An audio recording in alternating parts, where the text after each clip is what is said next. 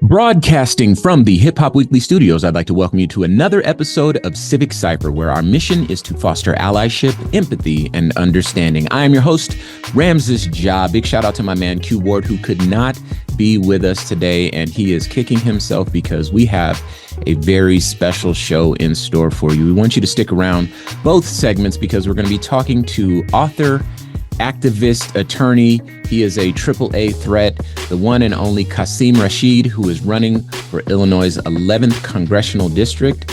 You may know him from his social media activism. You may know him for being on our social media because we've certainly shared a lot of his content. We always say that he's cooking. Cooking what, you may ask? Well, he's cooking facts, people, political parties, you name it.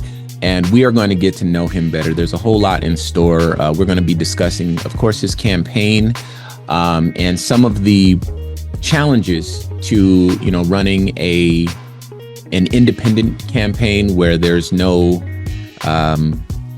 what's the word I'm looking for? When there's like money in politics, it gets a little problematic there. We're also going to be talking about, his opposition and some of his thoughts on the goings on with the country at large, politically speaking. So first and foremost, Qasim, welcome to the show, man. I appreciate you being here today. Ramsey, it's a privilege to be here, brother. Thank you for having me. I appreciate that. So that and so much more to stick around for on the show. Again, we're going to be discussing everything from your social media activism to obviously we need to talk about the things going on with the Supreme Court. There's been a lot of hypocrisy in the Republican Party. You've been bringing a lot of attention to that. And so many things. It's a really exciting conversation we're about to have. So again, plenty to stick around for. But before we get there, as we do on this show, we are going to start the show off with some Ebony Excellence. And today's Ebony Excellence is sponsored by Major Threads. For innovative, fashionable sportswear, check majorthreads.com. And today's Ebony Excellence comes from Afrotech. We often talk about geniuses on this show, particularly child geniuses. And today we have another such individual, a brilliant Black mind in the name of Kingston Lawrence. This comes from KLFY 10 in Lafayette, Louisiana. They report that the 7-year-old is a child genius with an IQ between 145 and 150 as proof.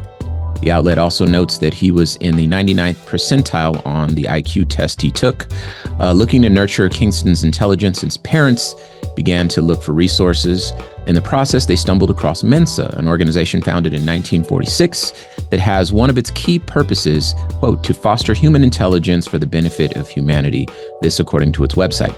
As Afrotech previously mentioned, in order to join Mensa's community, an individual must score within the upper 2% of the general population on an approved intelligence test.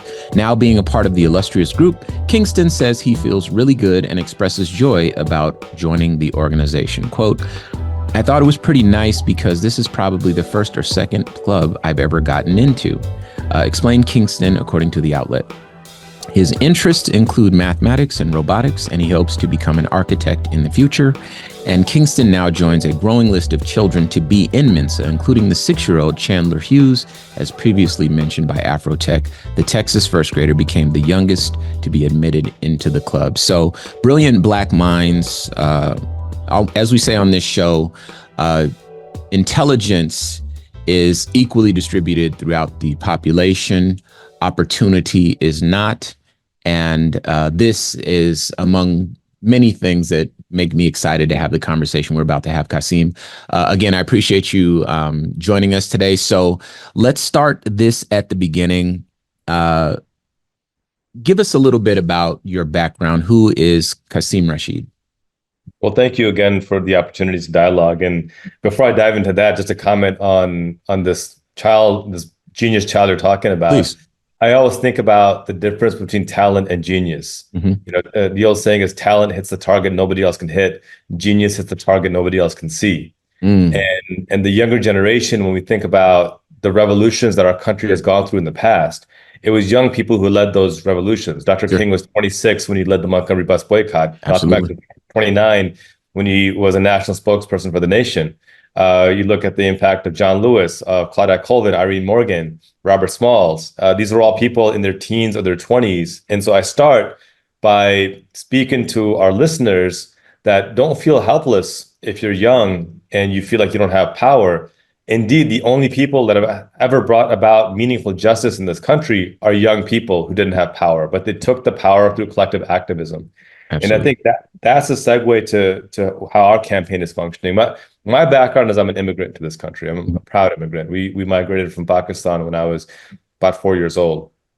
And we arrived in a new environment, a new world, and fortunate to have parents that would ingrained in us this element of service to humanity and this element of being engaged with our community. Now, despite that, we fell on some really hard economic times. I spent most of my 90s in Section 8 housing on food stamps. I've been working since I was 15 years old.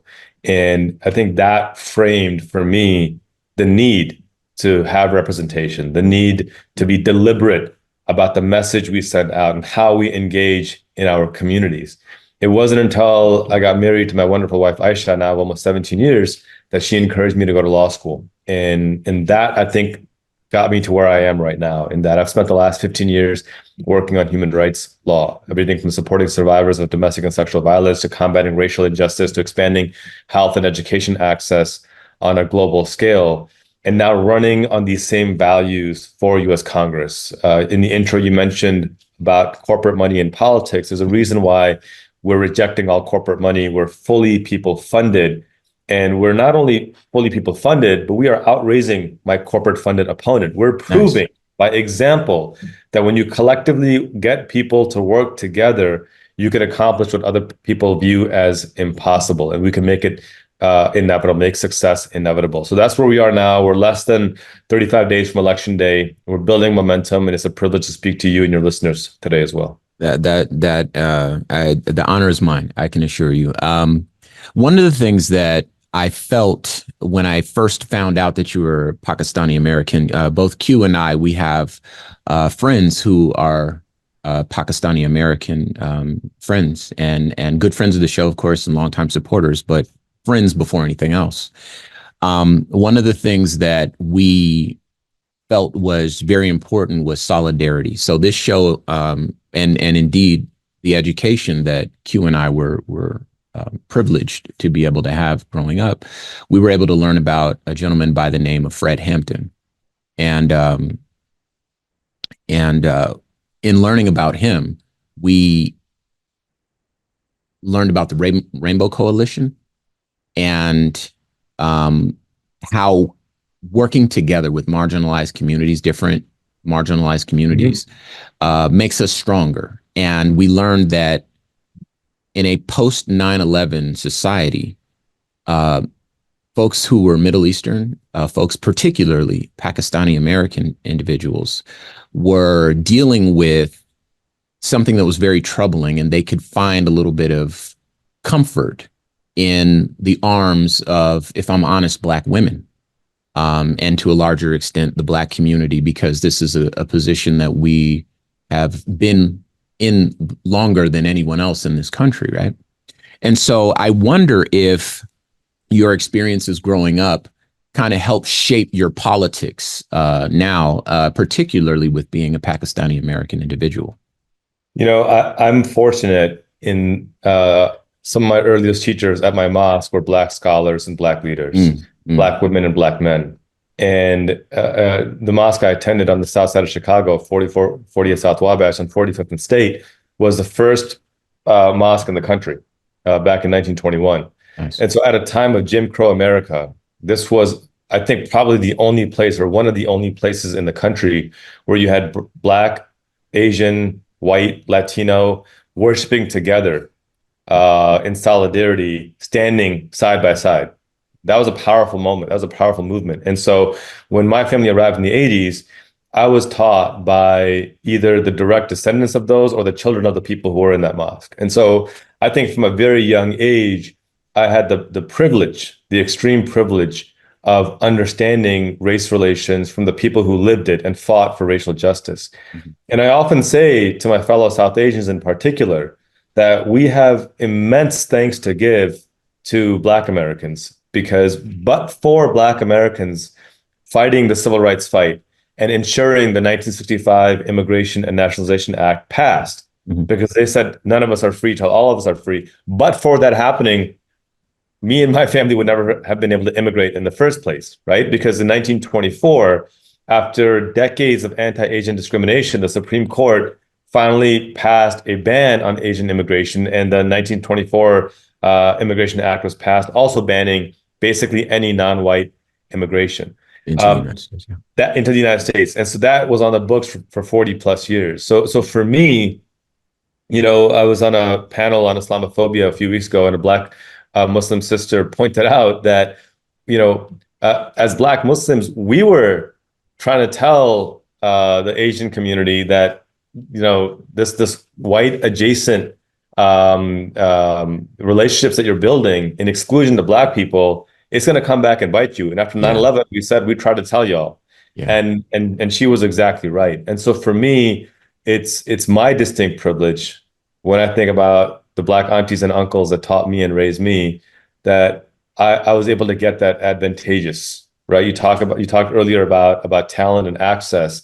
I had access to those brilliant minds, to those genius minds. And a lot of who I am today is defined by the training and education that I received at a very young and early age from Black civil rights leaders and scholars.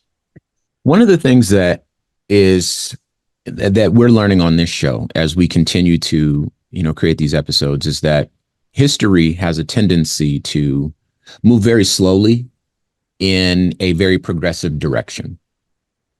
And along the way, it requires a lot of brilliant minds to take on other brilliant minds who have an opposing view and pick apart their arguments or point out their hypocrisies. And so this is part of why we started to really appreciate at least your social media content, particularly so when you announced your campaign, because you point out several hypocrisies that are very obvious among Republicans. So why do you think that it's so hard for Republicans to shift their thinking when they are confronted with this information? And then I'll have a follow-up question for you after that. Well, I'm running as a Democrat, and I think where I am clear is I will call out injustice wherever it rests. The last few years, it's been predominantly among Republicans. I haven't been shy to call out injustice by Democrats either. Okay. Yeah. But I think the goal that I try to strive for is that standard of justice in whatever I do. I had a post go viral a couple of days ago about how when it comes to abortion and reproductive health access, there is a greater stress on punishing doctors and women. But there was a story of a lawyer who drugged his wife with an abortion pill and he got a slap on the wrist. Exactly. By comparison. On the same token, and maybe not to equivocate, but to point out the dangers, there's plenty of Democrats who don't support universal health care. And in doing so, they're telling the 15 million women who don't have ACA insurance, too bad for you. In doing so, they're telling women like Kate Cox, who have health insurance but are in a red state, too bad for you. And so for me, the hypocrisy that we need to call out needs to be consistent, and it needs to be beyond politics. It just so happens that the Republican Party has given up any semblance of democracy right now. That being said, we're not off the hook. We need to uphold a consistent standard as well, because that's how we build a more perfect union. That's how we ensure consistency and trust and longevity. And I think one of the reasons why younger people are so disenfranchised is because we've gotten into this binary of one party can only do wrong and the other party can do no wrong. And I don't believe in that, absolutism. I believe that the Democratic Party is doing a better job, and that's why I'm running proudly as a Democrat, unapologetically as a Democrat. But that's not going to prevent me from being critical of my own party as well. Sure. I think that's how we build a better and stronger and more sustainable democracy. Absolutely. I appreciate the answer, because that was actually my follow-up question. It was going to be, will you also point out hypocrisies in the Democratic Party? And of course, you answered that. One of the reasons that we felt like that was an important question to ask here is so that, the folks that will ultimately end up voting for you and our listeners as well, who live outside of, the state of Illinois, we have to confront a few different intersecting realities at this moment in time. And one of the more prominent, pronounced realities is the erosion of Black support for Joe Biden in particular. And, this is something that we cannot shy away from. We have to figure out what is going on there and how to speak the language and speak to the needs of Black people in this country in order to keep them from continuing to become politically inactive. I think that's what's happening to a lot of folks. And then other people are willing to put up with the racism and the, all of this, the negative aspects of another Trump presidency in favor of his proposed economic, plans or whatever the case is. But, a lot of people have, certainly in a younger demographic, have problems with Joe Biden, obviously failing to follow through on his promises with respect to, police reform, student loan forgiveness. And the big one, as of late, of course, is the Israel-Hamas war and the United States' response to that. So what would you say to folks who may have become a bit less connected politically because they feel that they haven't been heard? And how would your campaign speak to those issues? Well, we're addressing these issues directly. The first thing I tell or I say to those young people is that your anger and frustration is completely justified. It's completely valid. I'm not here to tell anyone to suck it up or to deal with it because it's going to be worse under Trump. What I am here to say is this, and this is why I started the show by talking about the power of the youth, the power of young people. Mm-hmm. Whatever we think about the current candidates, this is where we are right now. And we look at the history of this country and we look at the battles that people like John Lewis fought, the battles that people like Robert Smalls fought. And you don't need to compare scars to know that those were insurmountable battles that they overcame. Sure. Through blood, sweat, and tears, they overcame those battles. So one, it's the message of hope that we can overcome this as well. I know we can. This country's done it before. I feel strongly about our ability to do so again. Two, it's channel that rage into action. And the action is to bring about a sense of justice and humanity. There is a lot to be said about what Joe Biden has done, the infrastructure bill, the CHIPS Act, the Inflation Reduction Act. And I want to give respect to that. That also doesn't mean that it's good enough, right? Good enough is never good enough. We have immense work to do. We know that more than 70% of Americans want guaranteed universal health care as a human right. And not enough Democrats are pushing for that. If they did, we could pass it. We know that more than 90% of Americans want to take the climate crisis seriously and get fossil fuel money out of politics.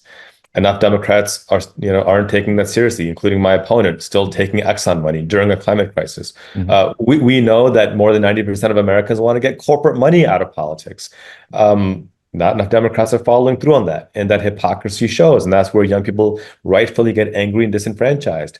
We know that 80% of Democrats and 66% of Americans want a ceasefire and release of all hostages. But, zero Republicans, and I think something like only 20% of Democrats elected are willing to call for that. Even my opponent refuses to call for that while acknowledging that Israel is committing war crimes in Gaza. And so for me, it's about channeling that anger and that frustration into something productive. And that's the way we're running our campaign. We are actively at the doors, reaching people, meeting them where they are. I got an email from a young woman a few weeks ago saying that when she lived in a lower income part of the district, nobody ever knocked on her door, not even once. She's gone through an economic upward mobility, and she's able to now afford a home in a more wealthy part of the district. And now the politicians are calling her and knocking on her door every single day of the week. And she made it a point to me that make sure you don't neglect the people who are low income. And the funny thing is, the part that she called low income is the area I grew up. And so I said, you better believe that we are reaching every single person where they are, meeting them where they are. And that's the only commitment I can make, is that I'm not going to ask you to betray your values. I am going to meet you where you are. we are going to work together and we are going to rise and elevate together. This is why I think we are getting a record number of young people joining our campaign. We're even getting Republicans joining our campaign, because I'm not here to demonize individual people. Right. I'm here to fight for economic, social, and climate justice. That's a message that's resonating across the political spectrum. And I think that's where I want young people to channel their energy, know the power they bring to the table, and know that if we work together, we can not be effective. We can not only be effective in the short term, but also in the sustainable long term as well. So you mentioned something, and then I definitely want to focus on your campaign for the second part of the show. So in brief, you mentioned, the having Exxon money in politics, and how people don't want money in politics and people feel betrayed by that. So discuss briefly why it is important to be people funded, which you are, and discuss the harm that comes from having money in politics. Give me about a minute and a half. Look, the bottom line is whoever funds your campaign is who you're going to be accountable to once you're elected. That's just the basic facts. If you're paying my salary, Ramses, I'm not going to speak out against you. Why would I? You're paying my mortgage. Why would I speak out against you? You're paying for me to have the privileges that I have. Why would I? You could commit the worst crime in the world. I would never speak out against you. And this is what we sue. My opponent, there are so many examples. He voted for the ACA, which is a great bill at the time. And then he took hundreds of thousands from health insurance companies and then voted repeatedly to repeal and weaken the ACA. He voted for bank regulations, and then he took hundreds of thousands of dollars from Wells Fargo and other big banks. And then he voted with Donald Trump to deregulate banks. He voted for basic civil rights protections, and he took hundreds of thousands of dollars from the big box retailers. And then he voted to strip down disability rights and strip down privacy rights. And so it's not a theoretical that if you take corporate money, you're going to be compromised. It's very practical. It's why, as divided as our country is, 95% of Americans want corporate money out of politics. Talk is cheap. My opponent talks about campaign finance reform. He talks about the importance of getting corporate money out of politics, but he never saw a bank lobbyist he didn't love. And that's the problem. We need people who are focused on action, not just talk. That's why our campaign is fully funded by the people. We don't have a single red cent of corporate PAC money in our accounts. We never will, because I happen to have this crazy idea that when our Constitution says we, the people of the United States, it means actual human beings with a pulse and a heartbeat, not corporations. Well, you know what? I think there's something there. Obviously, I've been following your campaign very closely, and I know that he's been avoiding, put it mildly, been avoiding a debate with you. And I know you extended the invitation several times. Something I was definitely interested in seeing myself. And I think that may have something to do with it, because obviously when pressed on issues like that, it'd be tough for him to give an honest response, or a response that makes sense to the voters. And so we'll keep talking about this, but I want you to stick around. We're going to move to another segment.